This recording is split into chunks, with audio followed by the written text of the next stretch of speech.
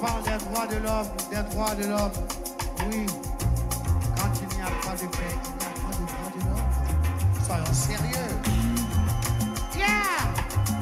Et je voudrais ici interpeller la France, les États-Unis, la Russie, la Chine, l'Angleterre. Ils sont les 5 membres permanents du Conseil de sécurité des Nations Unies. C'est eux qui doivent amener la paix. Mais malheureusement, ce sont les 5 qui sont les plus grands marchands d'armes sur la terre. Mon frère Sarkozy, tu dis que l'Afrique n'est pas entrée dans l'histoire. Ali. Et je voudrais te donner une chance unique pour entrer dans l'histoire pour l'éternité. L'abolition de la guerre sur la terre. Yeah! Abolir la guerre sur la terre.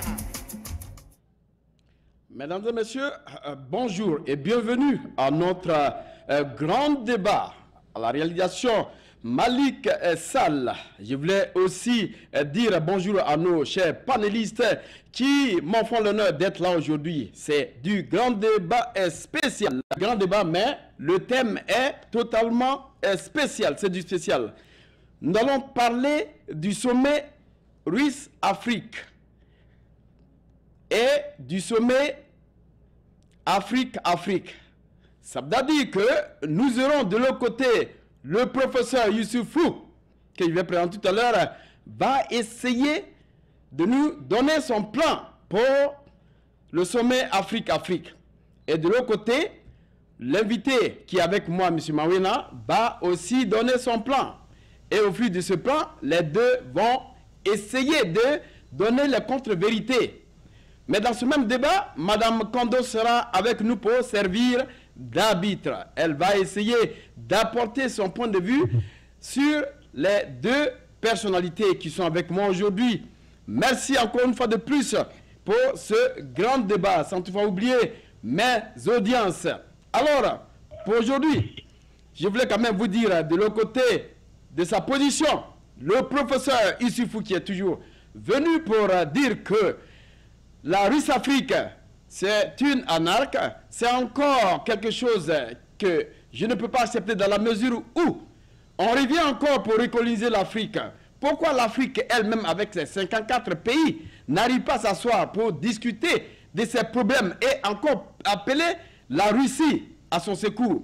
En ce moment précis, madame, monsieur, le docteur Youssoufou avec moi pour nous envoyer son plan directeur. Alors, professeur, merci encore une fois de plus d'être avec nous sur ce plateau. Merci Serge Niawa, merci à tous les panélistes qui sont avec nous aujourd'hui et je remercie aussi les Tempo spectateurs et Tempo spectatrices pour leur dévouement par rapport à notre programme. Merci. Merci professeur. Alors, dans mon studio, j'ai donc Rodrigue Mawina qui va spécialement s'occuper de la Russe-Afrique. Mawina a dit, il y a plus de 70 ans que nous avons été colonisés.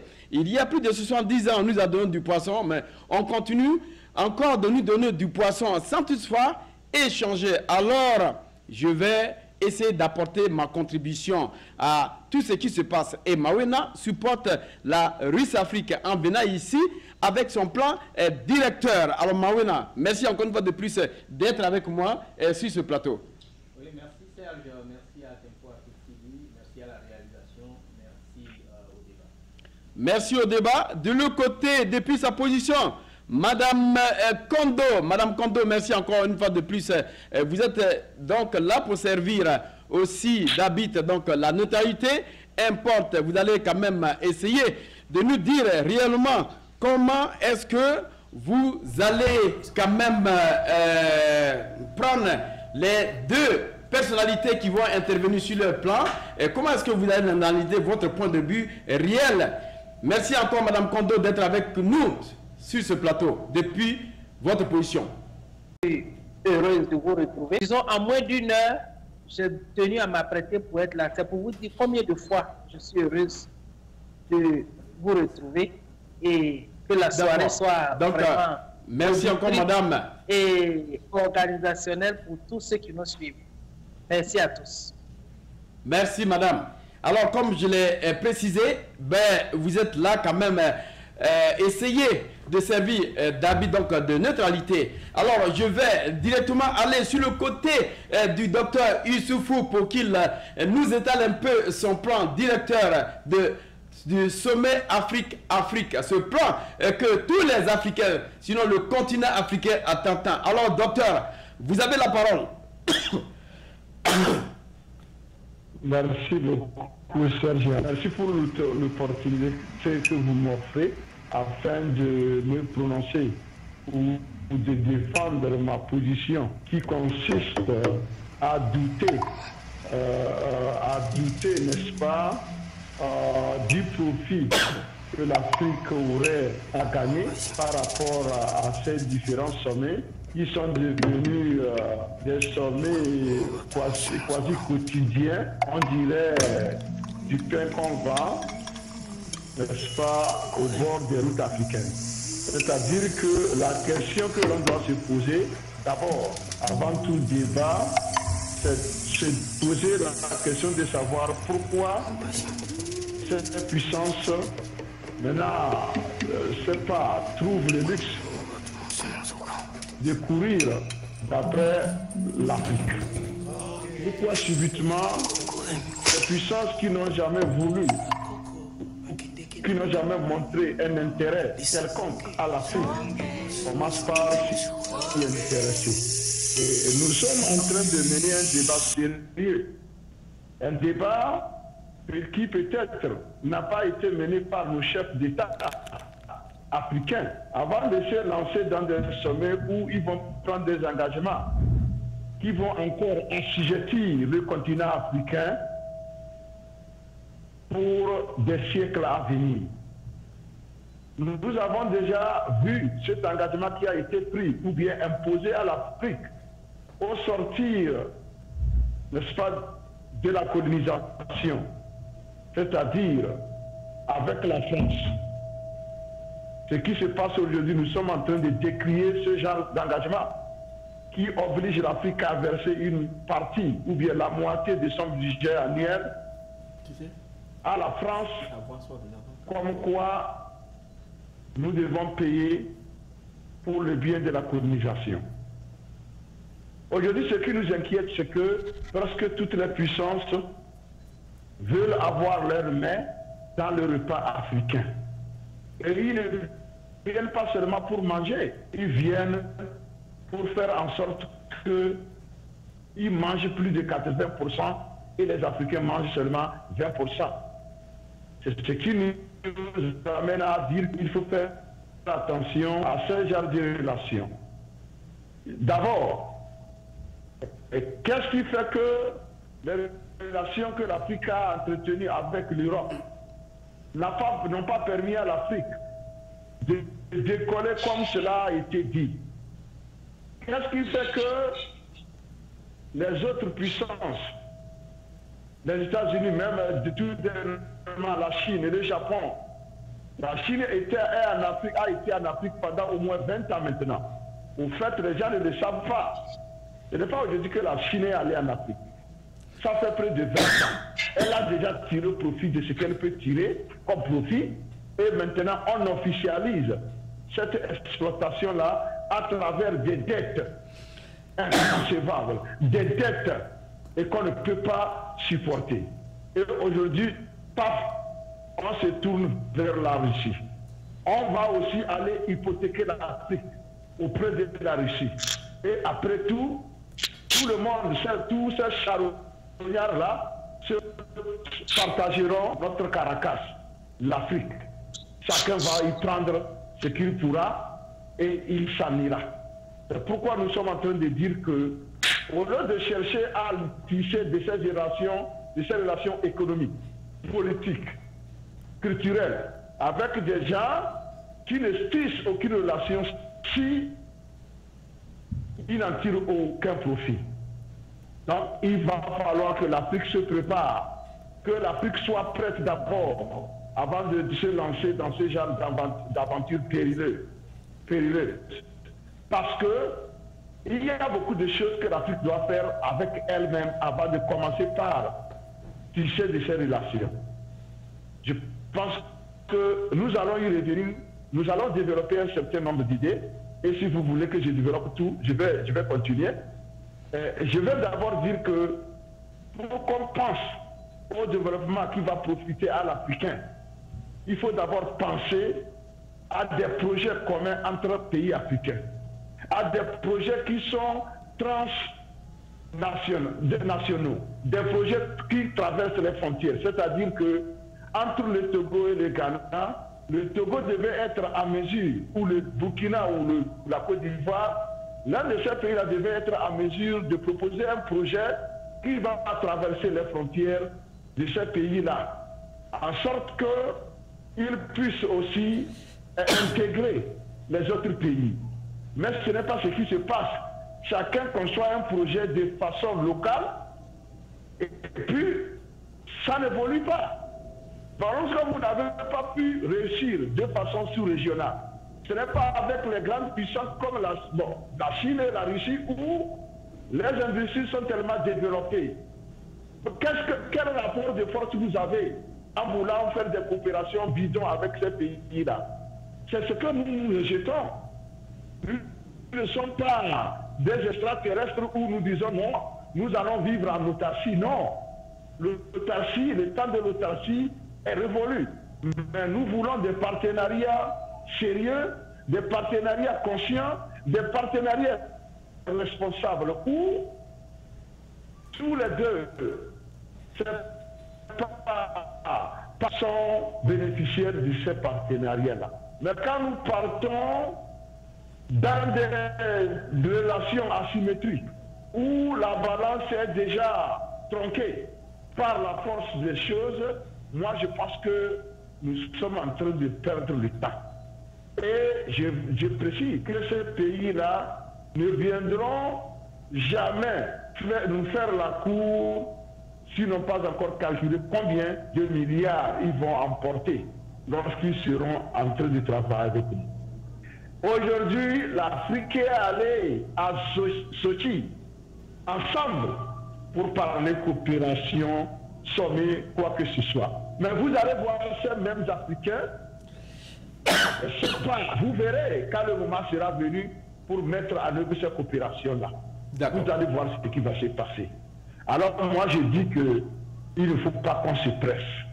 On doit tout mûrir nos idées. On doit aussi impliquer nos populations dans ces débats. C'est des débats importants. Parce que ceux qui sont au gouvernement aujourd'hui vont partir et d'autres viendront. Donc il faut faire des plans à long terme. Il faut faire des débats à long terme. Il ne faut pas seulement regarder les intérêts que ces gouvernements d'aujourd'hui vont tirer. Il y en a qui sont allés là-bas, ils sont seulement allés visiter des usines de fabrication d'armes. Je me suis demandé où est-ce que ces gens-là veulent acheter les armes pour amener. Ils sont en guerre contre qui? Il faut voir tout ça, mes chers amis. Et la Russie a besoin de vendre ses armes. Elle a besoin de vendre ses Antonov. Elle a besoin de vendre, je ne sais pas, que sais-je encore. Et le partenaire le plus naïf dans le monde, c'est l'Africain. D'accord. Il est prêt pourvu que cela pourra l'aider à garder son pouvoir. Lui, il est prêt. Du moins, les petits dictateurs qui poirotent autour de ces relations-là. Je vous remercie. Merci, professeur. Je crois que vous allez peut-être continuer tout à l'heure, mais on va aussi écouter Monsieur Mawena Rodrigue. Mawena Rodrigue qui va quand même nous étaler son plan vecteur de Russie-Afrique. Et après cela, on va revenir à Madame Kondo. Alors, Monsieur Mawena, quel est le plan directeur que vous avez pour la Russie-Afrique, où aujourd'hui, pas mal de pays, pas mal d'Africains critiquent aujourd'hui le sommet Russie-Afrique, alors que c'est le premier sommet. Oui, tout d'abord, moi, j'aimerais dire que critiquer les sommets n'est pas la solution à nos problèmes. Et puisque, au vu de tout ce qui se passe dans le monde, nous, on s'était dit que l'Africain devrait avoir, comment appelle-t-on, son propre sa propre vision du monde. L'Africain devrait avoir sa propre son propre projet civilisationnel afin de pouvoir aborder comment l'appelle-t-on, l'international. Mais d'aucuns pensent que aller dans ce sens, c'est s'enfermer du monde. Et nous avions dit cela et nous l'avions appelé couper complètement du monde. Donc couper du monde pour construire sa vision du monde et son projet civilisationnel permettra plutôt à l'Africain d'avoir sa manière de voir les choses. Mais puisque généralement les Africains veulent suivre ce que le reste du monde fait et veulent surtout prendre ce que le reste du monde fait comme l'idéal, et nous sommes obligés d'accepter ces genres de comment l'appelle-t-on, ces genres de sommets qui se passent. Nous devons comprendre aujourd'hui que nous avons simplement changé de logiciel. J'ai entendu des gens dire que la guerre froide est finie. La guerre froide n'a jamais pris fin. La guerre froide a continué, mais seulement a changé de nom. Aujourd'hui, nous avons les mondialistes et nous avons les souverainistes. Les mondialistes sont ceux-là qui prônent la mondialisation, et c'est dans ce sens que ces sommets sont organisés. Les souverainistes sont ceux-là qui veulent avoir une vision du monde propre à l'Afrique et un projet civilisationnel propre à l'Afrique. Et c'est ceux-là que nous nous soutenons.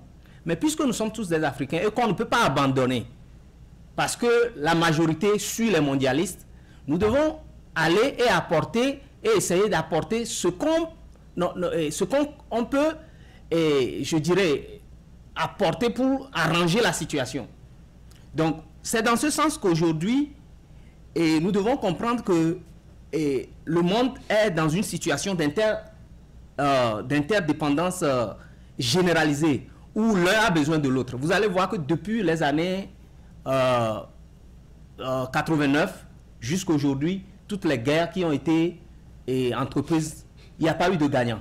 Même les guerres que les États-Unis ont entreprises un peu partout, il n'y a pas eu de gagnant, il n'y a pas eu de perdant. Pourquoi? Parce que le monde aujourd'hui est interdépendant. Est interdépendant de manière que l'un a besoin de l'autre, et si vous ne voulez pas faire un rapport avec l'autre, alors vous revenez du côté des souverainistes pour dire simplement qu'il faut couper avec le reste du monde et continuer dans le sens africain. Donc, lorsque nous acceptons de continuer avec les mondialistes, on a commencé par parler des sommets, des différents sommets qui ont eu lieu. Et malheureusement, je suis d'accord avec le professeur que la plupart de ces sommets ont échoué. Mais l'échec de ces sommets, ce que nous disons, n'est pas la raison pour laquelle il ne faut pas avoir des sommets. Nous disons que nous devons apprendre des échecs des sommets qu'on avait eu avant. Nous avons eu les sommets avec les États-Unis, avec la France. Nous avons eu les sommets avec le Japon. Nous avons eu des sommets avec, comment l'appelle-t-on, la Chine, etc. Et nous avons vu ce que ça a donné. Lorsque vous êtes dans la course, à la recherche de quelque chose, et que vous allez vers des partenaires qui ne vous répondent pas positivement, ou bien qui ne vous répondent pas d'égal à égal, cela ne vous empêche pas de continuer de chercher des partenaires. Dans ce sens de la mondialisation, la question que je me pose, tant qu'on veut rester dans cette mondialisation-là, nous sommes obligés de discuter. Donc pour moi, on ne peut pas discuter avec l'un et refuser l'autre. Mais on peut discuter avec tout le monde et travailler sur les résultats que nous avions par rapport à cette discussion-là. Moi, je dis plutôt que lorsque nous avons... il y a eu ce sommet de Sochi, Les Africains devraient aller avec l'idée que les sommets qu'on avait eus avaient échoué. Pourquoi ces sommets ont échoué? Parce que déjà, nous-mêmes, en tant qu'Africains, nous nous déplaçons à ces sommets-là avec un complexe d'infériorité très élevé. Nous ne nous considérons pas d'égal en égal à ces sommets-là. Si vous voyez tous les sommets qui ont eu lieu, si vous les revisitez un peu, vous verrez qu'il y a eu une certaine particularité dans le sommet qu'il y a eu la fois dernière à Sochi. Que les gens disent que, bon, ce sont des gens qui veulent aller se faire entendre. C'est ce que nous avons quand même vu. Nous avons vu que ce sommet a invité pas seulement les gouvernements, ce sommet a invité des activistes, ce sommet a invité, comment l'appelle-t-on, des oppositions, et ce sommet a donné la parole à tout le monde. À ce sommet, nous avons les paroles qui ont fait le tollé sur le net, au niveau des réseaux sociaux, sont plutôt les paroles des oppositions et des gens de la société civile. Et je ne citerai que la représentante de Mamadou Koulibaly, qui a fait plus de tollé en Afrique au cours de ce sommet-là. Elle ne fait pas partie du gouvernement, comment l'appelle-t-on, ivoirien. Elle a dit ce qu'elle a à dire. Elle n'a pas caché la vision de l'Afrique vis-à-vis de la Russie. Nous avons vu les démarches de la Russie au niveau comment l'appelle-t-on, de la Syrie. Nous avons vu ce qui s'est passé. Aujourd'hui, les blocs ne sont plus ce qu'elles sont. Vous voyez? Donc la Russie, l'intervention de la Russie aujourd'hui doit être prise pour l'Africain comme un contrepoids. Nous avons nous avons signé des accords avec la France, nous avons signé des accords avec les États-Unis, la Chine, etc. Et ces accords nous nuisent. Nous sommes obligés de marcher, de faire avec ces accords-là. Et parce que ces gens sont plus forts que nous et qu'ils savent que nous n'avons pas d'autre alternative, nous sommes obligés de continuer dans ces accords-là, même si on n'a pas envie. La preuve, c'est que les accords signés avec la France aujourd'hui continuent. Bien que nous sachions que ces accords nous nuisent, ça continue. Alors que la Russie a démontré en Syrie, en République centrafricaine, qu'on peut signer les accords et revenir là-dessus. Et dire non, parce qu'à partir d'un moment donné, ça ne m'arrange plus. Grâce à Poutine et à la Russie, comment l'appelle-t-on, Al-Assad est toujours au pouvoir. Et je suis désolé parce que la plupart des Africains suivent, comment l'appelle-t-on, ne suivent que comment l'appelle-t-on, les propagandes occidentales. Ils sont obligés de dire que Bashar al-Assad est mauvais. Ils sont obligés de dire par exemple que le dirigeant nord-coréen est mauvais.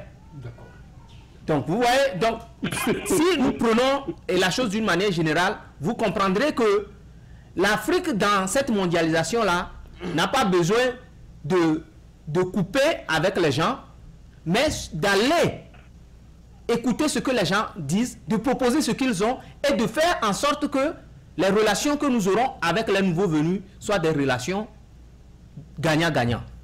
Merci. Merci Mawena. Alors, Madame Kondo, vous avez écouté les deux positions. Alors, qu'est-ce que vous en dites avant d'aller du côté du docteur? Merci de me passer la parole. Merci à tous ceux qui nous suivent. Je vais d'abord commencer par le professeur Aruna, puisqu'il a été le premier à parler, pour dire que ce qu'il a avancé comme point de vue, ce qu'il a avancé comme inquiétude, nous le savons. Nous sommes conscients de la situation. Et c'est pour cela d'ailleurs que ceux-mêmes qui ont organisé le sommet ne se sont pas seulement contentés des gouvernements ou alors des leaders des pays. Ils ont associé, comme M. Mawena a dit, ils ont associé les opposants, ils ont associé les activistes dans certains pays. Pour dire que ce que les activistes disent, quand bien même qu'ils ne soient pas au pouvoir, ce ne sont pas des choses qu'il faut jeter à la fenêtre, ce ne sont pas des choses qui sont dits par les opposants simplement parce qu'ils sont opposés à un régime, mais ils le disent par expérience, ils le disent selon les constats de nos parents qui vivent la situation, ou alors des rapports qui sont étalés dans les réseaux, sur les réseaux sociaux plutôt, et dans les journaux.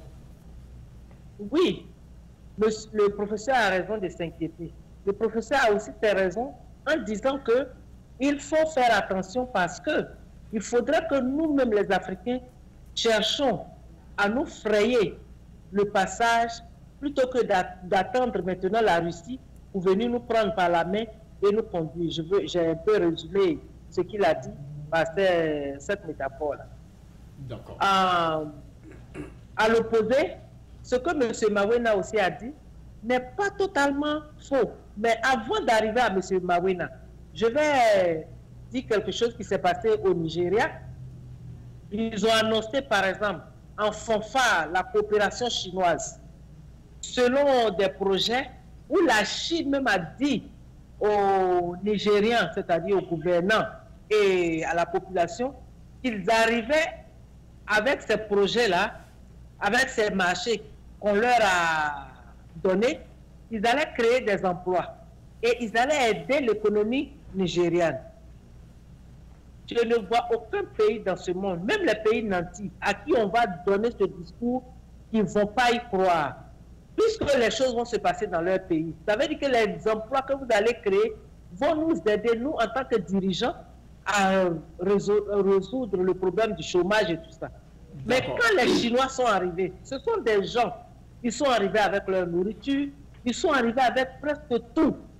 Ce qui veut dire qu'ils refusent même de consommer, c'est-à-dire d'acheter tout ce qui est offert sur le marché nigérien. Ça, c'est un. Et de deux, ils ont envoyé le personnel pour travailler sur ces projets-là.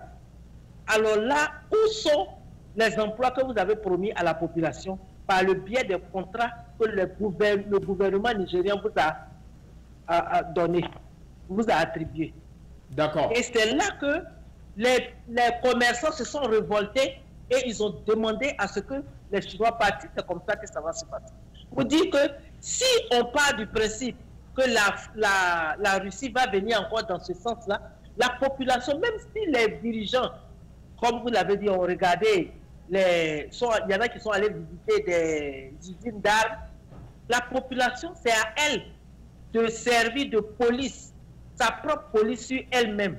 Les dirigeants vont décider, mais la population va vérifier, entérimer ou alors s'opposer en se dressant contre ces décisions. D'accord, madame. Ce que M. Mawena a dit, ok, nous sommes d'accord. Parce que Madame Yam a dit que nous voulons plutôt un partenariat avec la Russie. Nous ne voulons pas autre chose. Ce que nous devons souligner, c'est que la Russie ne vient pas dans ce sommet Russe-Afrique en tant que métropole, en tant que colonisateur. C'est ce que nous devons d'abord avoir en idée, que nous devons souligner. Parce qu'on a été colonisé par la France, la Grande-Bretagne, et puis bon, je ne sais pas qui encore, puisque les colonies allemandes nous ont été arrachées après la Deuxième Guerre mondiale pour faute de guerre. D'accord. Pour dire que la Russie vient, mais elle, si elle ne vient pas en tant que métropole, ça veut dire déjà que le fait que la France nous ait imposé des choses, parce qu'on lui demandait d'être libre, on demandait notre indépendance, la France ne pouvait pas nous l'accorder de façon totale. Elle nous l'a accordé, peut-être sur le plan politique, entre guillemets, mais sur le plan économique, nous sommes toujours sous domination. Alors, vu tout cela, et ce sont des choses qui se sont passées au moment où, si vous regardez dans la population africaine, le pourcentage d'hommes ou de femmes éduqués qui savent lire et écrire, qui peuvent prendre des décisions et comprendre des décisions même qui sont prises, ce pourcentage-là était fait par rapport au pourcentage d'aujourd'hui, si on fait les mêmes statistiques. Pour dire qu'aujourd'hui, nous comprenons mieux. Aujourd'hui, nous allons poser des problèmes clairs. des D'accord, problèmes madame. concrets à partir de ce que nos populations vivent. Merci, madame. Merci, madame. Nous allons essayer de revenir ici avec le professeur Issoufou pour quand même nous dire ce qu'il pense de l'intervention de M. Mawena, ou bien est-ce que le professeur veut continuer sa déposition? Merci beaucoup. Je voulais quand même dire un mot, c'est par rapport à l'intervention de M. Mawena et l'intervention de Mme Kondo. Parce que les deux sont tombés d'accord sur le fait que le sommet Russo-Afrique a invité des oppositions et des sociétés civiles pour participer. Je vais leur répondre en disant ceci, en citant un adage de chez moi. Que si ton ami te dit qu'il va te donner un chapeau, il va te donner un chapeau, il faut d'abord regarder le chapeau que lui-même porte avant d'accepter la promesse. La Russie a fait venir des oppositions, mais ici, tu ne permets pas à l'opposition d'exister. En Russie, il n'y a pas d'opposition. En Russie, on assassine l'opposition avec des tonnes de bombes devant le Kremlin. En Russie, on arrête l'opposition, on les envoie dans les goulags. En Russie, on ne permet pas à l'opposition d'exister. Alors, si c'est le charme là qui va nous faire tomber pour considérer la Russie comme peut-être différente, je dis ce n'est pas encore le cas. Parce que la Russie l'a fait juste pour narguer les autres puissances qui sont là pour permettre par exemple à ma soeur de la Côte d'Ivoire d'envoyer des missiles à la France. Je vais dire des missiles, c'est pas dans les mots, à la France, parce qu'elle a été claire. Et il semble que la France lui aurait refusé le visa pour se rendre en France. C'était ce que la Russie voulait, et la Russie a eu ça. Donc le reste, ce n'est pas par ouverture démocratique que la Russie a permis ou a invité des oppositions, non. M. Mawena, la guerre froide est toujours en cours. Elle n'est pas encore terminée. C'est là où j'ai dit que Mawena devait se joindre à moi dans ma position parce que c'est la guerre froide que la Russie veut réveiller.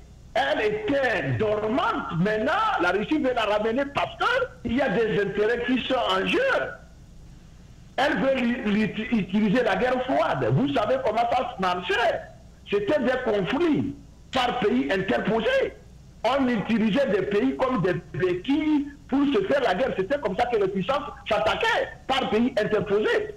Et la Russie veut ramener ces pays-là, surtout les pays du tiers-monde d'antan, la plupart des pays africains, à servir, n'est-ce pas, de ces copains-là. Comme ça, elle pourra s'attaquer à d'autres puissances.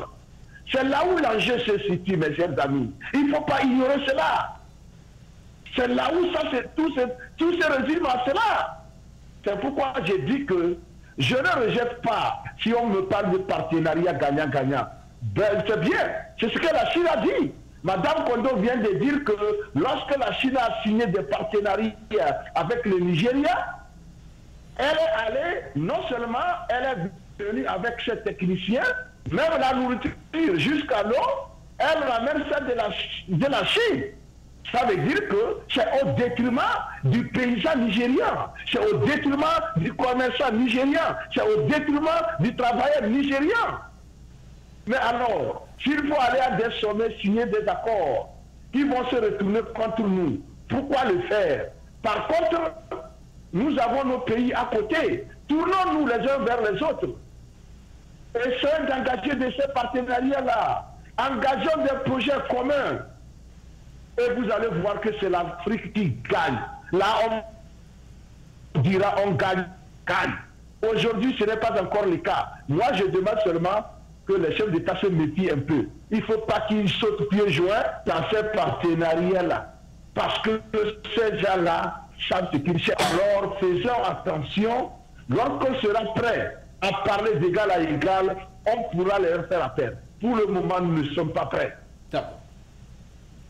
Merci, professeur. Pour le moment, nous ne sommes pas prêts. Alors, Mawena, vous avez écouté le professeur au moment de sa première réaction, sa première déposition. Je pense qu'il a réagi vis-à-vis de ce que vous avez dit. Alors, Mawena, est-ce que vous voulez intervenir? Oui, ce que moi je voudrais dire au professeur, c'est qu'il ne faut pas regarder les choses de manière pessimiste tout le temps. Puisque la question que je me pose généralement, c'est une fois que vous êtes engagé dans ce que nous appelons la mondialisation, il y a des choses que vous ne pouvez pas éviter. Quand le professeur me dit que les Africains doivent se tourner entre eux, j'aimerais lui rappeler que les Africains sont en train de faire un travail extraordinaire dans ce sens. Si et seulement si vous n'êtes pas informé, les marchés sont en train d'être ouverts. Mais c'est quelque chose qui ne viendra pas de manière subite. Mais les efforts qui sont faits sont vraiment colossaux.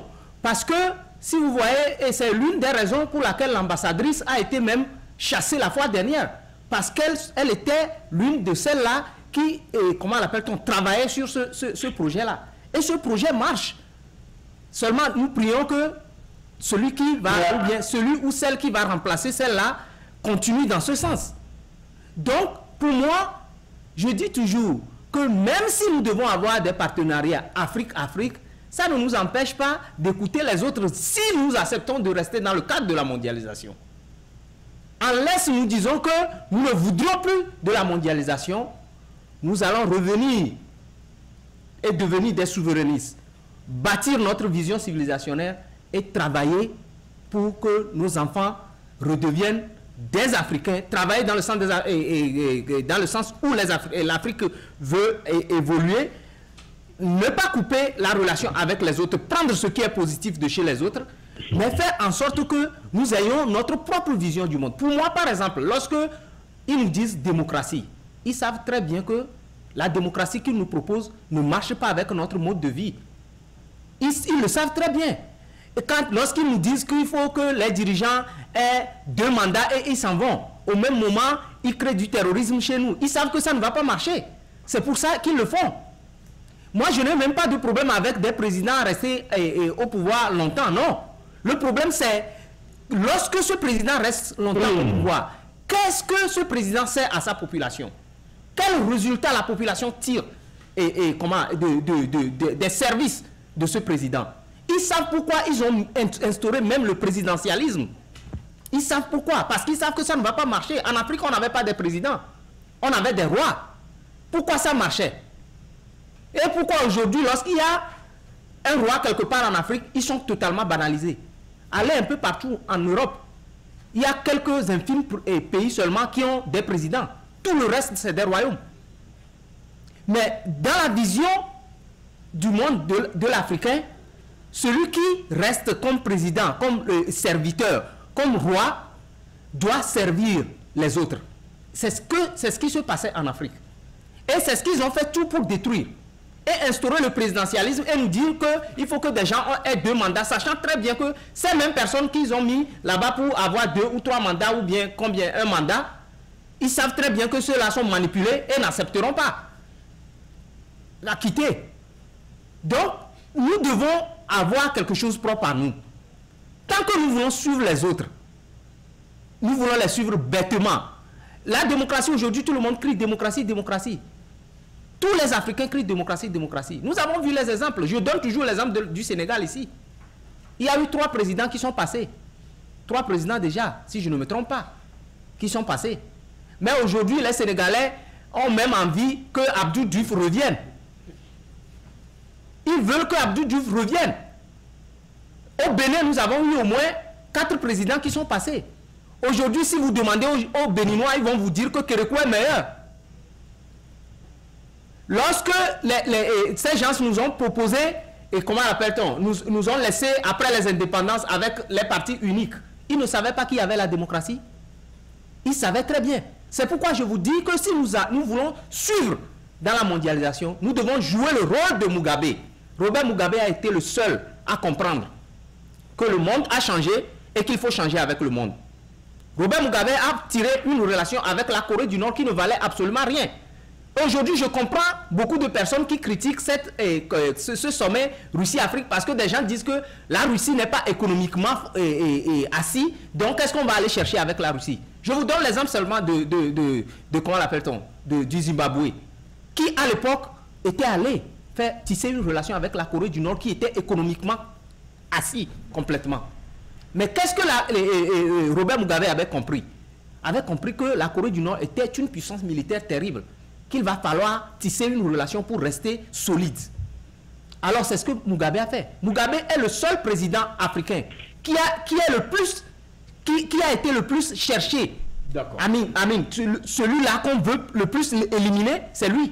Mais c'est lui qui les a le plus résisté. C'est pourquoi même jusqu'à sa mort, il est toujours critiqué. C'est parce qu'il a joué une relation, il a été machiavélique avec eux. C'est ce que moi je veux que les Africains fassent en abordant ces sommets-là. Je ne refuse pas le fait que le professeur nous dise que les Africains aient sommet entre eux. Oui, il faut développer cela. Au même moment, il faut voir dans quel sens nous allons aborder nos relations avec les autres, qui va nous profiter. Même si Vladimir Poutine tue ses opposants chez lui, c'est chez lui. Ils ont leur mode de vie, leur manière de faire les choses. Ça ne nous empêche pas de tirer profit de ce que nous pensons positif chez eux. D'accord, Mavena. Parce qu'aujourd'hui, monsieur Niawa, laissez-moi terminer ceci. Aujourd'hui, que nous le veuillons ou non, la France est avec nous. Elle ne va jamais quitter. Elle est là. Bon, nous n'avons aucune force aujourd'hui de repousser la France. Qu'est-ce que vous voulez qu'on fasse? Vous pouvez me dire ce qu'on peut faire avec la France aujourd'hui? Nous avons une force. Le professeur vient de dire que nous ne sommes pas prêts. Avions-nous, tant que nous ne sommes pas prêts, avons-nous une force de faire partie de la France aujourd'hui? La Russie, nous allons l'utiliser comme un contre-pouvoir. Si nous voyons que nos relations avec ce pays ne marchent pas, on peut retourner simplement. C'est pourquoi on dit accord. Avant d'aller signer les accords, il faut les lire. Les accords qui avaient été signés avec la France, c'était des accords que les Français eux-mêmes, des représentants français ont signé à la place des Africains. Aujourd'hui, les Africains sont devant les accords, eux-mêmes vont le signer. Nous ne sommes pas quand même des bêtes. Nous ne sommes pas quand même inintelligents à ce point. Donc, lorsqu'on va à un sommet, on voit que l'accord, ce qui a été écrit noir sur blanc, ne nous arrange pas, on va poser la signature. Non, on ne le fait pas. D'accord. C'est tout ce que moi je voudrais dire. Merci Mawena. Avant d'aller sur Madame Kondo, alors professeur, est-ce que vous voulez réagir rapidement vis-à-vis de l'intervention de Mawena? Il dit que nous n'avons aucune force pour pousser la France. Alors, quelle est cette force-là que vous pouvez avoir réellement pour quand même mettre en exergue votre plan d'action? Parce que je vous rappelle qu'il y a eu 20e sommet Union africaine. Ils ont eu quand même beaucoup de choses qu'ils ont décidé.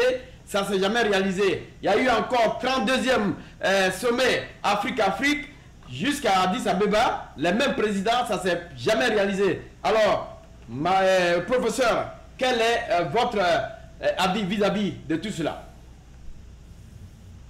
Je pense que les gens sont en train de minimiser la force de l'Afrique. Nous avons actuellement en Afrique de l'Ouest, je pense que nous avons seulement une zone d'ombre qui menace, n'est-ce pas, la stabilité de l'Afrique. Et en Afrique centrale, il y en a plusieurs. En dehors de ça, si nous arrivons à nous débarrasser de ces zones d'ombre, je vais dire, les dictateurs qui sont encore là en train de résister, vous allez voir que la France ne tiendra pas devant l'Afrique. La France tient aujourd'hui parce qu'il y a ces dictateurs-là qui dépendent de la France pour continuer par diriger leur pays. Et donc, à partir du moment où on arrive à se débarrasser de ces petits dictateurs-là, et que les présidents qui sont élus ne doivent rien à la France, vous allez voir que quand l'Afrique parle, la France va se ranger et vous verrez que l'Afrique pourra faire par la France. La preuve est là. Nous apprenons que le Nigeria et le Ghana disent non à l'éco à certaines conditions. Ça veut dire que le Nigeria peut vivre sans la France. D'abord, il a toujours vécu sans la France. Le Ghana peut le faire. Je pense que d'autres pays vont suivre. Le Bénin, Talon, a été courageux. Il a appelé, n'est-ce pas, il a demandé à quitter la zone franc. Et il veut aller à la Banque africaine pour, n'est-ce pas, à déposer ses devises.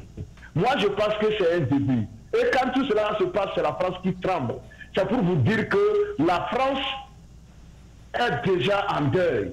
Parce qu'elle sait que les temps ont changé et que dès que les Africains cesseront de dépendre de la France pour maintenir des dictateurs à la tête de leur pays, c'est fini. Le Togo est, disons en Afrique de l'Ouest, le dernier rempart de cette domination française. C'est pourquoi ils veulent tout faire pour imposer, je sais pas, le 4e mandat d'effort. Et si les Togolais acceptent cela, ils la prendront à leur dépens. Mais je sais que ça ne va pas se passer. Et dès que ce passion-là va tomber, c'est fini. Tout est fini. Et en Afrique centrale, on ira, les Sassou Nguesso, les Bongo, autres, ils vont se ranger derrière le peuple. Et c'est tout. D'accord. Professeur, s'il vous plaît. Donc nous sommes là, nous avons la force. Merci. Professeur, s'il vous plaît, vous pensez que c'est seulement les présidents et dictateurs que la France a comme, comment l'appelle-t-on, backup en Afrique, et si vous vous débarrassez des dictateurs, c'est fini, ça va marcher? C'est faux. Vous avez oublié les zones de terrorisme qui sont créées un peu partout en Afrique de l'Ouest. Vous avez oublié ça? Et en Afrique centrale, par exemple, lorsque ça a commencé avec les Balaka, les anti-Balaka, tout ça là, qui a aidé finalement? Qui a aidé finalement et le semblant, même si on l'appelle un semblant de stabilité, c'est grâce à qui? C'est grâce à la Russie. Sans l'intervention de la Russie, la République centrafricaine sera en feu et en sang aujourd'hui, à l'heure où nous parlons. Vous avez oublié ce point? C'est pour cela que je vous dis que tant que vous n'avez pas un contrepoids dans cette mondialisation, vous êtes perdus. Vous êtes perdus. Les gens là ont installé leurs bases militaires chez vous, un peu partout. Vous avez oublié les bases militaires? Comment vont-ils les dégager? Regardez le Mali, regardez le Niger, regardez aujourd'hui le Burkina. Les bases militaires qui sont là-bas, c'est à qui? C'est à la France. Vous vous souvenez du Kenya? L'Angleterre avait une grande base militaire au Kenya. Et pourtant, les Chebabs, etc. sont allés tuer des gens. Le Mol, la ville dans laquelle le massacre a eu lieu, était à quelques kilomètres de la base militaire anglaise. Ils étaient là, ils n'ont pas intervenu. Parce que la raison est simple. Ces bases ne sont pas là pour défendre les Africains. Donc nous avons besoin d'un contrepoids dans cette mondialisation-là. Forcément. D'accord. Alors, professeur, avant d'aller sur Mme Kondo. Oui, mais la Russie, si en matière de protection ou d'accord, c'est pas militaire, la Russie n'est pas fiable.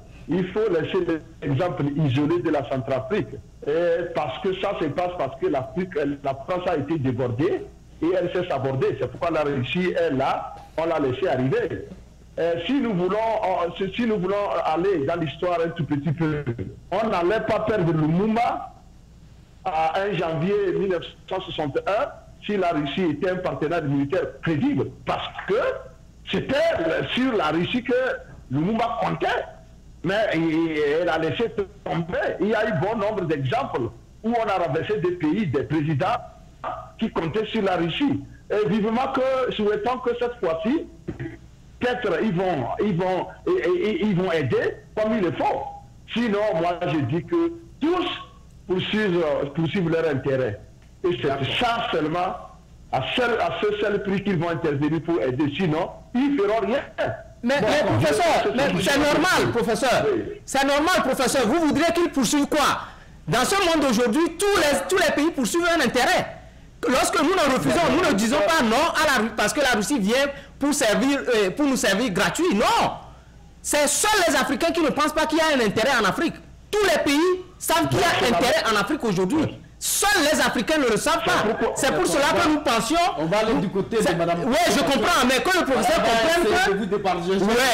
professeur comprenne que aucun pays ne viendra et travailler avec l'autre sans intérêt. D'accord. Vous pensez que la Russie viendra et va nous servir pour le plaisir? Moi, je dis qu'il faut l'utiliser. Comme eux, ils nous utilisent, nous devons aussi les utiliser.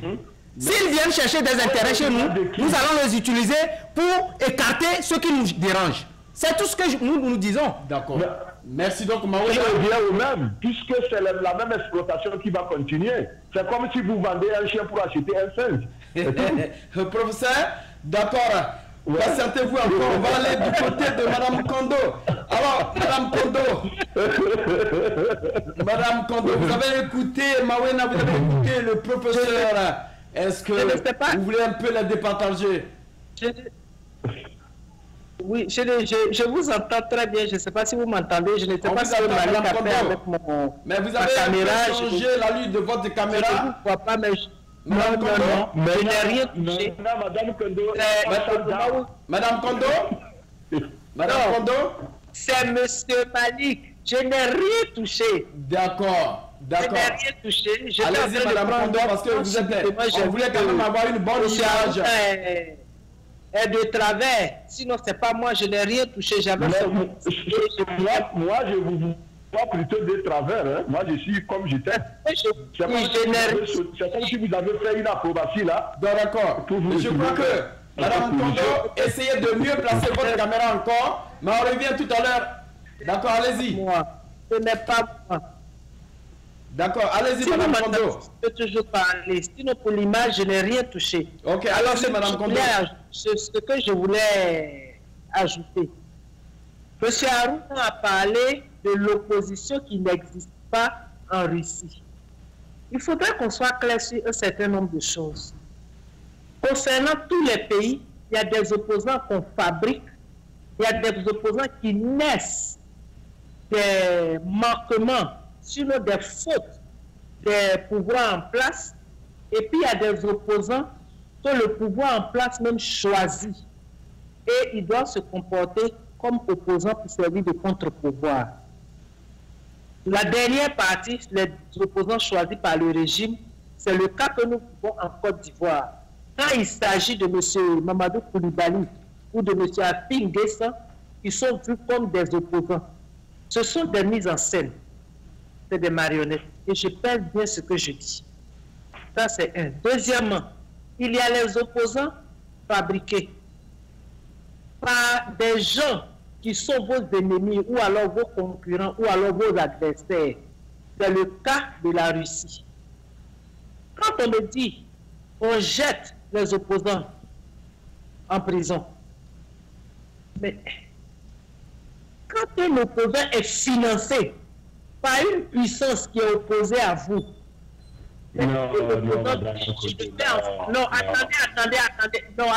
attendez. Je vais vous faire enfermer.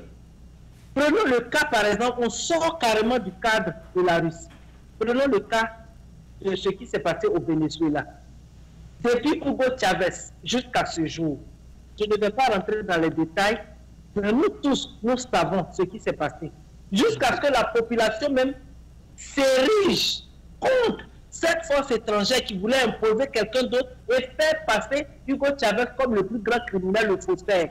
La population a fait valoir ses droits et Hugo Chavez est resté. Celui qui est venu se présenter contre Nicolas Maduro, à qui on a demandé d'aller proclamer qu'il est le gagnant, c'est la même chez nous pour nos dernières élections. Comment on peut prendre le président de la CEI, soi-disant M.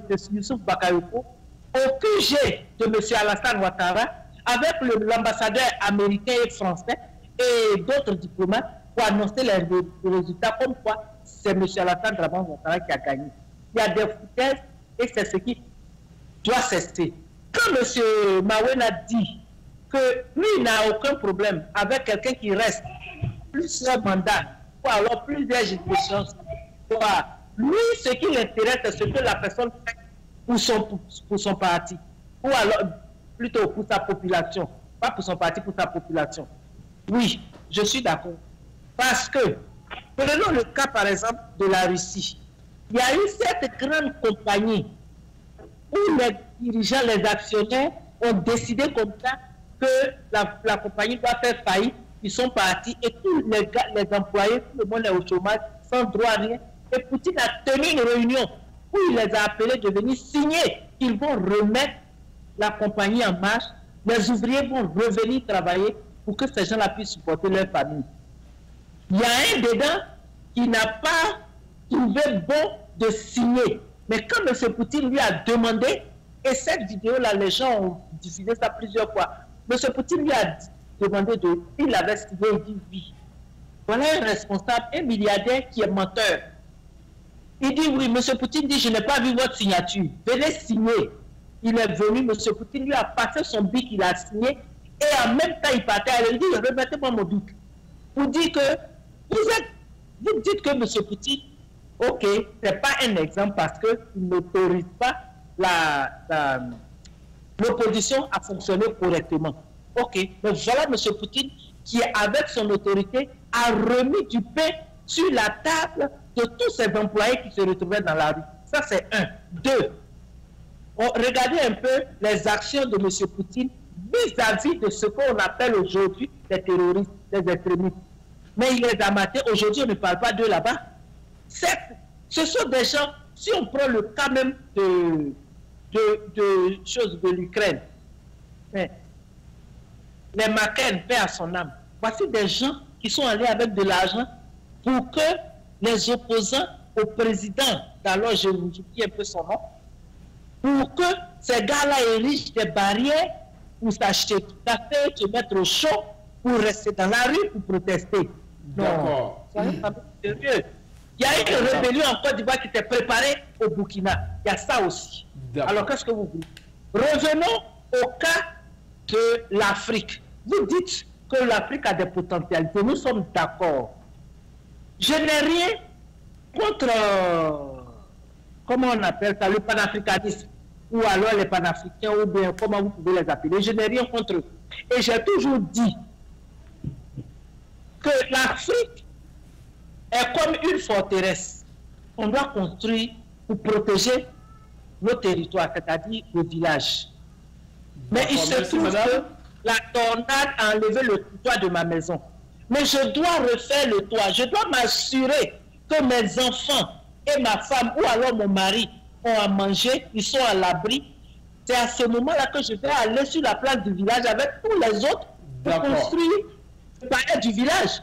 Mais je ne vais pas laisser mes enfants sous la pluie, au soleil, ou bien dans le vent, ou bien exposés aux animaux, parce que la clôture est tombée. Et puis aller là-bas. On vous a compris, on va revenir un peu dans le studio. Il y a un problème. Voilà. Merci, madame. C'est pour ça que je dis que tout ce que vous dites là, dans la France, la Russe-Afrique, là, on n'a rien à perdre. Essayons. On a tous passé 60 à 70 ans de notre vie en tant que colonie, en tant que territoire indépendant, en guillemets, sous la France. D'accord, madame. Je crois que vous avez pris vos 5 minutes. On va revenir dans le studio. On va revenir dans le studio, madame. Voilà. Merci encore une fois de plus. Merci aussi à notre ami professeur. Alors, professeur, je pense que vous avez quand même étalé votre proposition. Mawena aussi. Mais n'oublions pas que au niveau de ce sommet, il y a eu quand même des chefs d'État aussi qui sont partis, qui ont déjà peut-être des mandats, 3e mandat à faire, 4e mandat à faire, 5e mandat à faire. Ces chefs d'État étaient aussi là-bas. Professeur, est-ce que vous ne pensez pas que ces chefs d'État ont peut-être ce que j'appelle des problèmes avec la France pour continuer leur mandat? Est-ce que vous ne voyez pas que ces chefs d'État veulent aller renouveler quand même quelques accords et pousser peut-être Poutine à quand même les accepter pour un 3e mandat ou bien 4e mandat et essayer de bloquer un peu la France vis-à-vis de sa position, parce que la France aussi, elle a peur de pouvoir perdre l'Afrique, professeur. Oui, mais tu sais que ces chefs d'État véreux ne vont rien épargner pour garder et pour pouvoir continuer leur mandat ou bien multiplier les mandats. Ils sont prêts à signer des accords même avec les diables, pourvu que cela leur apporte cette longévité au pouvoir. Vous l'avez vu l'année passée, pour aller, je sais pas, auprès de 2 ennemis pour signer des accords. Il va chez les Arabes le matin, le soir, il va en Israël. Donc c'est des gens qui sont prêts à tout pour pouvoir conserver leur pouvoir. Il n'y a plus de retenue. Et donc je ne veux pas exclure le fait que ces gens qui veulent faire des mandats de plus étaient aussi de la partie. Parce que pour eux, il faut profiter de tout, soit pour narguer la France, pour pouvoir gagner son soutien, ou bien carrément chercher un nouveau soutien si on les lâchait de l'autre côté. Et je suis surpris que M. Mawena et Mme Kondo puissent me dire aujourd'hui que bon, ils ne trouvent pas d'inconvénient que les chefs d'État restent au pouvoir éternellement et pour des raisons données. Et je vais seulement leur dire que alors vous êtes en train de confirmer que l'enfer c'est les autres. Vous pensez que à cause de ça, bon, il faut nécessairement... Non, s'il vous plaît. On n'a pas besoin de vivre, d'être au pouvoir pendant plus de 3 mandats pour faire quelque chose. Il ne faut pas encourager ça, ce n'est pas encourageant, mes chers amis. Ce n'est pas bon. Quand ces dictateurs entendent ça, ils vont se réjouir, ils vont dire tempo, Afrique TV est avec nous. Pourtant, vous n'êtes pas avec eux. Parce que vous êtes en train de combattre l'injustice. Vous savez pourquoi nous tous, on est contre ces mandats-là? C'est parce que c'est des mandats qui produisent de l'injustice, qui propagent l'injustice dans les républiques. C'est pour ça qu'on s'oppose à eux. Moi, j'ai toujours dit que on ne peut pas vouloir gouverner un peuple contre son gré. Ce n'est pas bon. Et souvent, quand les gens dépassent leur mandat, c'est qu'ils sont en train de gouverner les peuples contre leur gré. C'est pourquoi nous rejetons ça. Sinon, il ne devrait pas avoir des débats là-dessus. S'il vous plaît. Madame Kondo a parlé de la Russie qui a maté 500 terroristes. Vous voulez parler des exactions que Poutine a commises sur des pauvres innocents en Tchétchénie? Vous voulez parler de ça? C'est ça que vous appelez mater les terroristes? S'il vous plaît. Give me a break. Alors, Mawena, vous pouvez répondre? Oui, lorsque... Je voudrais... On reviendra tout à l'heure à vous, Madame Kondo. On reviendra à vous tout à l'heure. Non, parce qu'il n'a rien compris, il n'a pas compris ce que moi j'ai dit. Ok. Allez-y, oui. allez-y.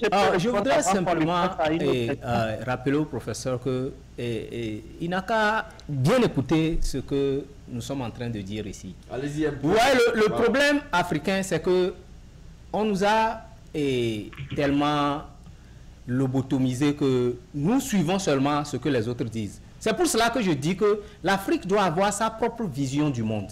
Quand je parlais de je n'ai pas de problème en réalité avec des chefs, avec le fait qu'un chef d'État reste au pouvoir longtemps, j'ai ajouté quoi? J'ai dit à partir du moment où nous analysons le résultat que ce chef d'État fait à sa population. Prenons l'exemple de la Libye par exemple.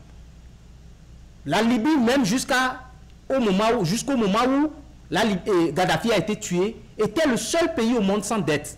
La Libye avait, comment l'appelle-t-on, la scolarité free. Comment l'appelle-t-on, tout le monde allait à l'hôpital, sans problème. Les Occidentaux étaient dans ce pays-là. Ils n'ont jamais eu de problème. Les opposants libyens ont été créés par l'Occident. C'est parce que nous ne voulons pas, nous n'avons pas notre propre vision du monde. Nous prenons seulement ce que les autres nous donnent. La Libye était en train d'évoluer sans problème.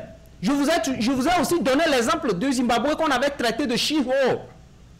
Que le Zimbabwe est un pays sale, etc. On a montré les images ici. Nous avons vu ce que c'est le Zimbabwe. C'est parce que les autres, lorsqu'ils nous veulent du mal, ils ne veulent pas c'est-à-dire ils créent des choses. Je ne dis pas au même moment que il n'y a pas les gens qui sont là aujourd'hui font du bien. Non. Mais la preuve, ceux qui sont là aujourd'hui et qui nous font du mal, quels sont ceux qui les ont installés? C'est les gens-là même que vous soutenez, que ces gens-là qui vous traînent dans la mondialisation. Cette mondialisation qui est comment l'appelle-t-on, qui est un parti unique qui ne dit pas son nom. Parce qu'on voudrait que tout le monde entier regarde dans un sens. Au cours de cette mondialisation, on viendra, lorsque un pays dit non à quelque chose qui ne va pas, qui va contre ses valeurs, on lui dira que non, tu fais partie de la mondialisation, tu es pénalisé par l'ONU parce que ceci, alors que l'ONU est dirigée par qui? L'oligarchie internationale et l'oligarchie financière mondiale qui veut vous poussez dans cette histoire de mondialisation. Je vous ai donné l'exemple d'Obama ici. Obama qui était allé sur, le stage mondial pour dire aux Africains qu'il faut avoir des institutions fortes. Il a fini de combattre le terrorisme en Afrique. Obama est conscient que les institutions fortes ne marchent pas avec le terrorisme. Et pourtant, il nous dit qu'il faut avoir les institutions fortes sans combattre le terrorisme.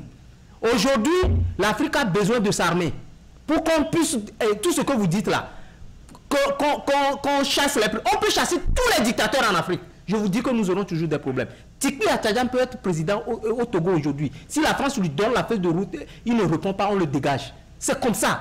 L'Africain doit comprendre que nous devons bâtir notre propre vision du monde. L'Afrique doit s'armer pour se défendre. C'est ce que les Africains oublient. Et nous avons transposé le problème autrement, en croyant que c'est aller aux élections qui est le problème en Afrique. Non!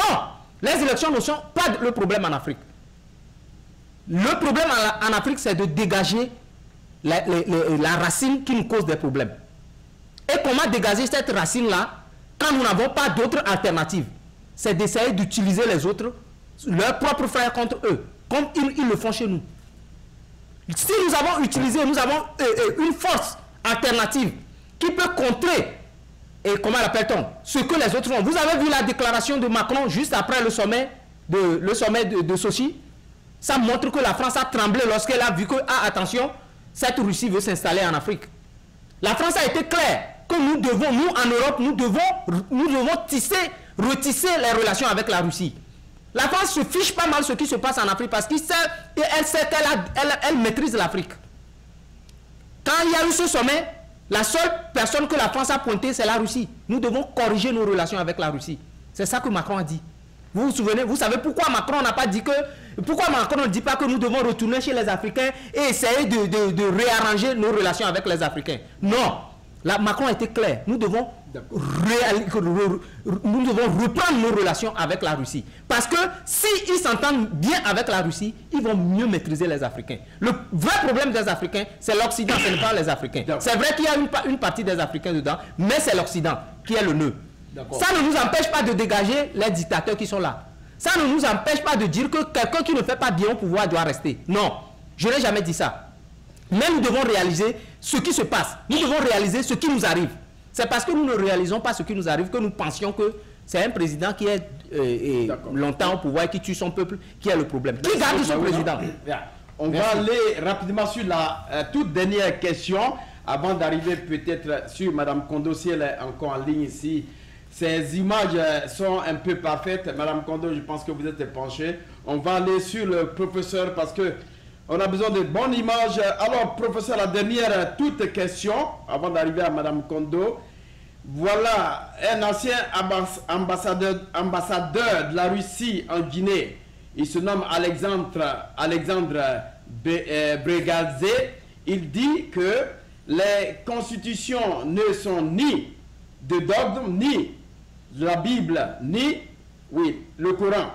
Alors, elle s'adapte à la réalité. Et en même temps, il continue pour dire que nous soutenons M. Alpha Condé, le président Alpha Condé de la Guinée, qui veut vraiment faire un autre mandat. Et il dit que si la Russie soutient Alpha Condé dans cette forfaiture, rien ne pourra l'empêcher au Togo. Frère Yassimbe a besoin de soutien. Et si ça proviendrait de la Russie, il ne peut pas dire...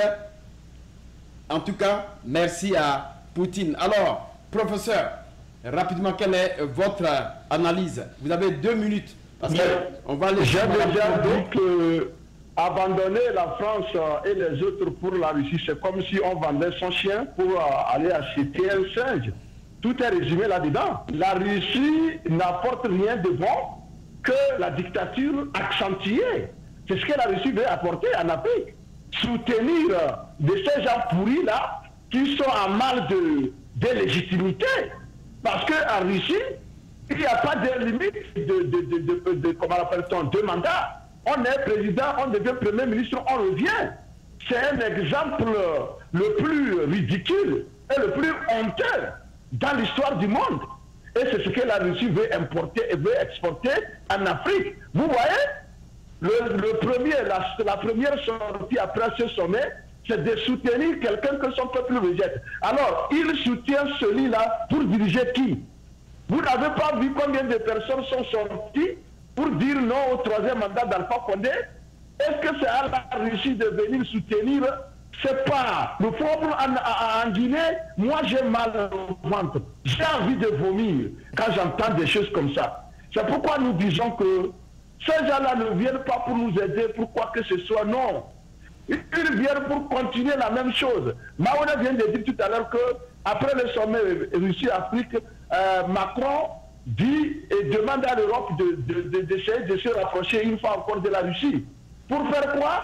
Pour s'entendre, en vue de continuer par croquer nos os. C'est le travail qu'ils veulent faire. Ils se parlent, ils savent ce qu'ils font. Ils vont s'entendre, ces chiens sauvages-là, entendant-nous pour plutôt les exploiter à outrance. C'est pourquoi nous disons non. Après près de 6 siècles d'exploitation ici, d'exploitation là, il faut que l'Afrique revienne sur terre, qu'elle essaie de se parler, qu'on essaie, n'est-ce pas, de nous faire confiance entre voisins, et qu'on commence par se développer, développer des projets internationaux entre États africains afin de pouvoir décoller. Lorsqu'on sera prêt à résister à ces vautours, à ces, comment l'appelle-t-on, à ces charognards-là, on dira nous sommes prêts, venez, nous allons essayer de faire des partenariats. C'est tout ce qu'on demande. On ne demande pas à vivre en autarcie, non.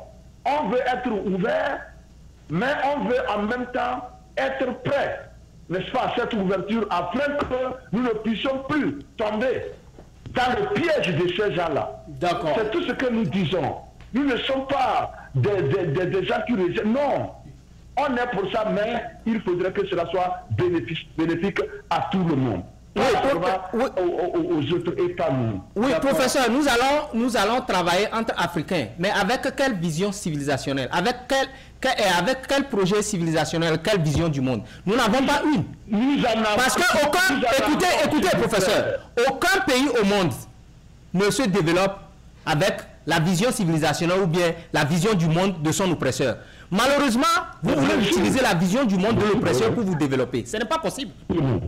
Vous comprenez ça? Ce n'est pas possible. D'accord. On va aller rapidement du côté de Madame Kondo. On n'a plus de temps. Madame Kondo, alors, allez-y rapidement.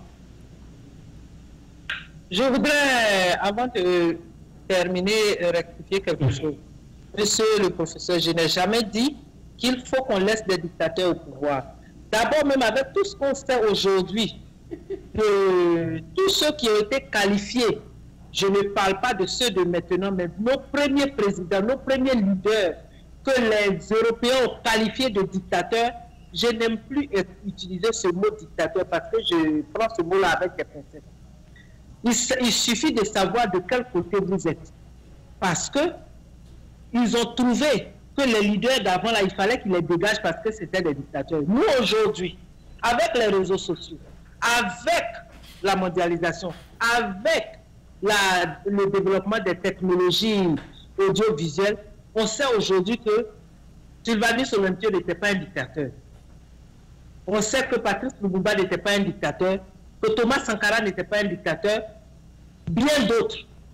C'est pour dire que quand ils ne peuvent pas vous contrôler, on trouve que vous êtes dictateur. Moi-même, je n'aime pas trop parler de moi, mais je vais vous dire que quand je suis arrivé ici aux États-Unis au début, parce que je n'aime pas me laisser faire. Quand il s'agit de mes droits, je peux vous respecter. Mais si vous voulez vous foutre de moi, vous avez affaire à moi.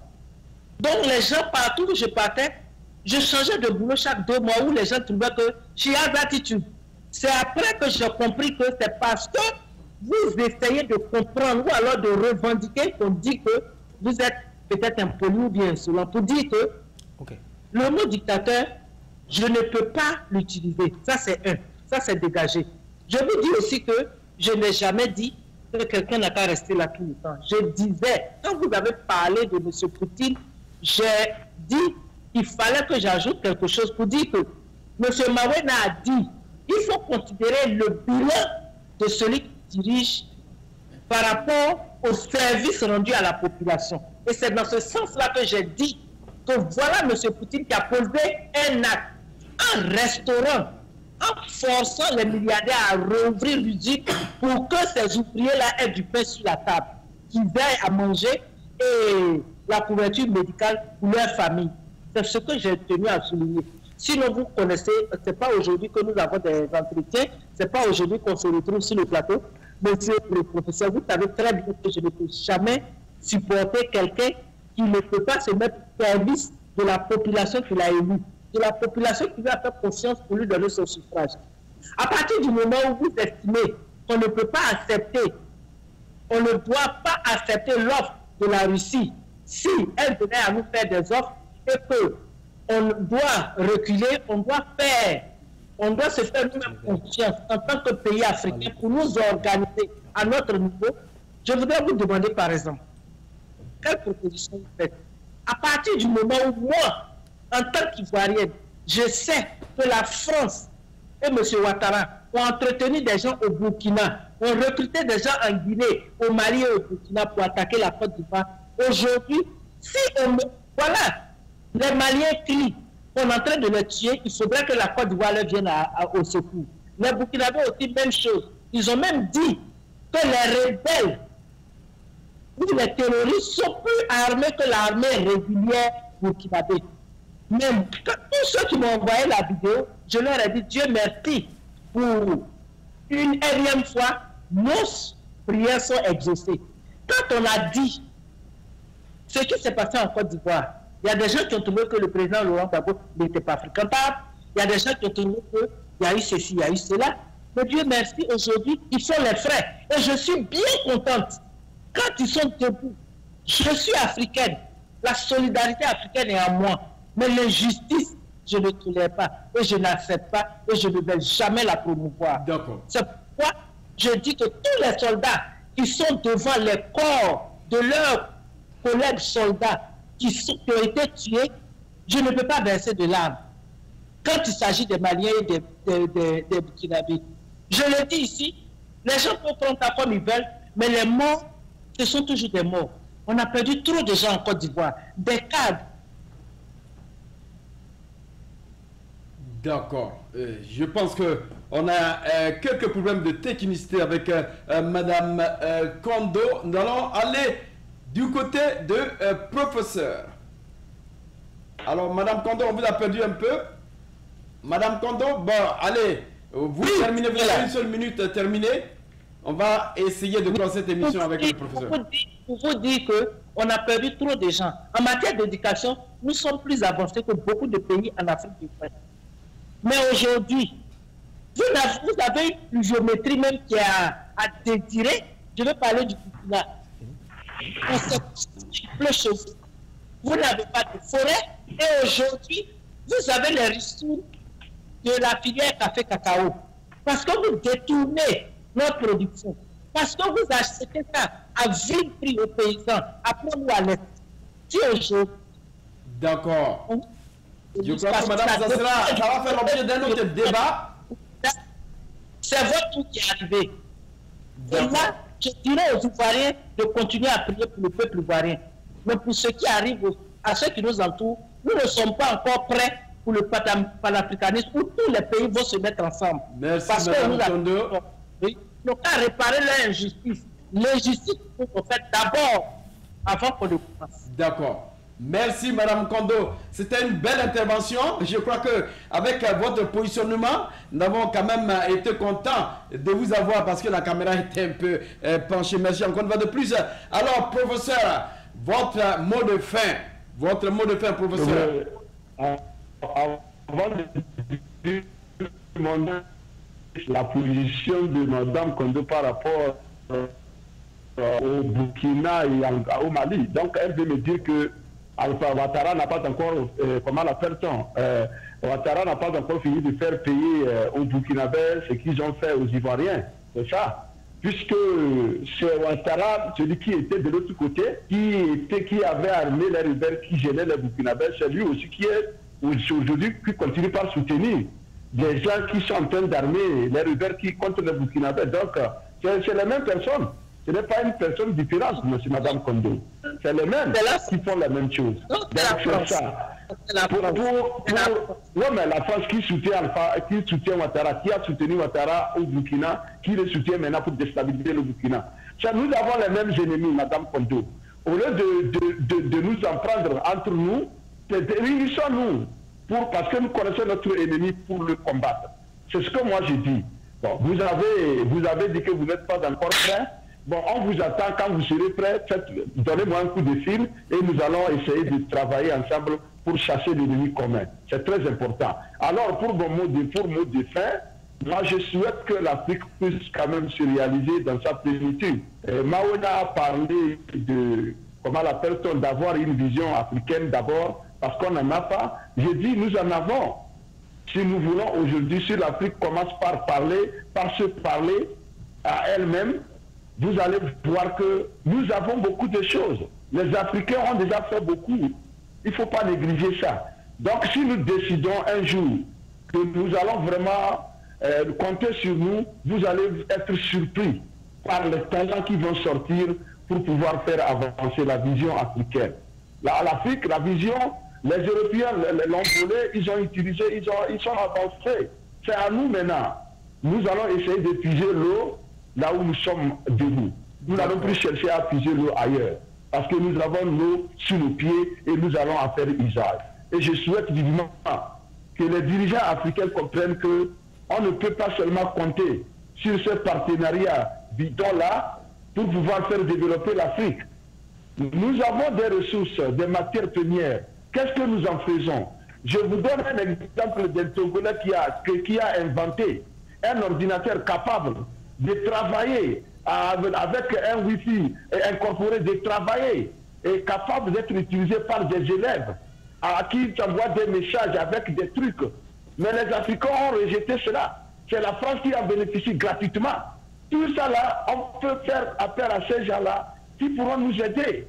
Nous ne sommes pas quand même à la traîne. Moi, je rassure M. Maouena que du moment où on décide de faire quelque chose, nous avons les moyens et nous allons nous développer. On développera notre vision à nous et cette vision va nous servir pour pouvoir avancer.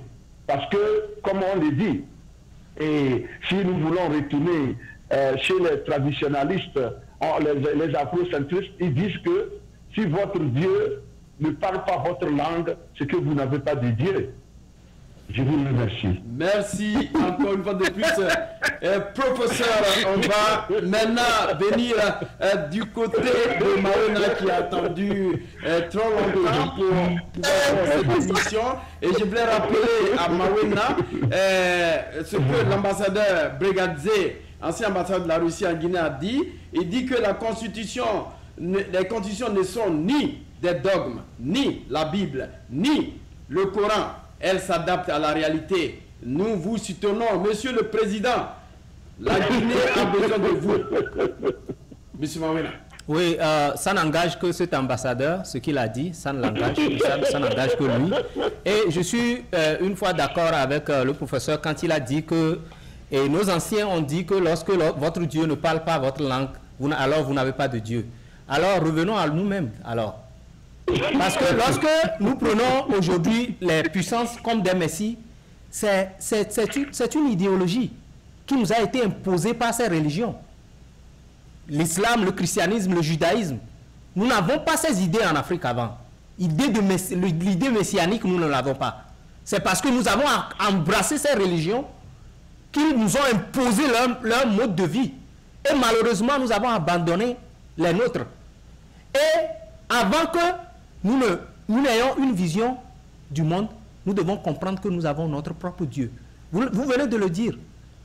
À partir du moment où notre Dieu parlera notre langue, c'est à ce moment-là que nous avons un Dieu. Le Messie de l'Afrique, c'est les Africains eux-mêmes. Nous devons comprendre ça. Et si nous n'avons pas compris cela, alors là, nous allons continuer par tourner en rond sans solution. Merci. Merci encore de plus. Alors, je ne vais pas clore sans toutefois aller vers la neutralité. Une seule minute suffit à Mme Kondo pour nous dire ce qu'elle pense de ce grand débat. Mme Kondo, vous avez une seule minute. J'ai 60 secondes. C'est ce que vous dites. C'est ça. Merci à tous. Merci au professeur. Il va falloir que j'appelle mes parents et mes oncles qui sont au village pour leur demander si nos petits parlent vraiment notre langue. Auquel cas, je leur dirai de s'arranger pour que nos petits parlent notre langue pour mieux nous servir. Merci à tous. Et je dis au professeur que nous savons tous qui est l'ennemi. Au moment où le président Laurent Gbagbo disait que les gens là étaient plus armés que l'armée régulière, les gens ont trouvé que c'est parce qu'ils n'avaient pas de bons soldats qu'ils disaient ça. Aujourd'hui, tous ceux qui sont venus entraînés depuis le Burkina, qui sont venus jouer, comme les Ivoiriens disent, au Bravetien, les mêmes là, plein d'Ivoiriens les ont appelés sur les réseaux sociaux. Comme vous dites que vous êtes fort, repartez pour défendre le pays intègre, votre pays, c'est-à-dire le Burkina, et aussi le Mali. Voici des gens qui pleurent. Mais c'est maintenant que pour vous commence. Pour nous, n'est pas encore fini, puisqu'on n'a pas encore fini de penser nos plaies. Nous sommes presque à la fin de je dirais aux Africains, comme tous les prédécesseurs nous ont dit, quand on va contre eux, nous devons montrer notre solidarité à ce pays ou à ce peuple-là. Mais si nous mettons du côté des oppresseurs pour tuer, pour massacrer les autres, quand votre tour arrive, nous ne voulons pas nous joindre à vos malheurs, nous ne pouvons pas partager vos devoirs, nous ne pouvons que rester de notre côté et vous regarder parce que nous aussi, notre cadre a perdu sa toiture depuis longtemps. Merci Madame Kondo, merci encore de plus. Merci à tous. Nous sommes maintenant à la fin de notre émission. Merci à nos chers panélistes qui m'ont fait l'honneur de pouvoir répondre à nos doléances. Aujourd'hui, le thème de ce grand débat était sommet Russe-Afrique contre sommet Afrique-Afrique. Russe-Afrique avec M. Mawena qui a quand même étalé son plan. Et le sommet Afrique-Afrique avec le docteur Moussa Issoufou qui a quand même dit ce qu'il pensait de ces sommets. Merci encore une fois de plus. Sans toutefois oublier Madame Kondo, Madame Kondo Madeleine qui était là pour servir de neutralité. Elle a donné sa version. Mesdames et messieurs, quant à moi Serge Niawa, je vous dis tout simplement merci, merci, un grand merci pour votre fidélité à Tempo Afrique TV. Et sans toutefois oublier Malik Sall à la réalisation de cette émission. Au revoir. Nous voulons la paix.